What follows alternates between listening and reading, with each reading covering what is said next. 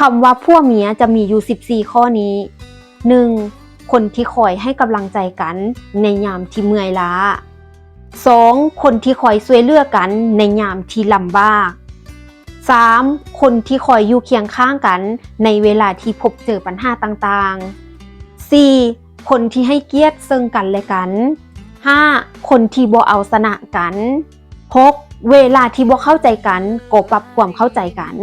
7. คนที่มอบความสุขให้กัน 8. คนที่คิดสร้างอนาคตไปนำกัน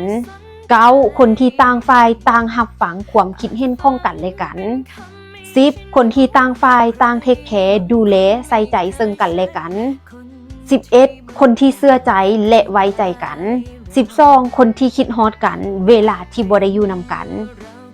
13. คนที่บ่มีความคิดที่จะนอกใจกัน 14. คนที่ซื่อสัตย์ต่อกันทั้งต่อหน้าและรับหลัง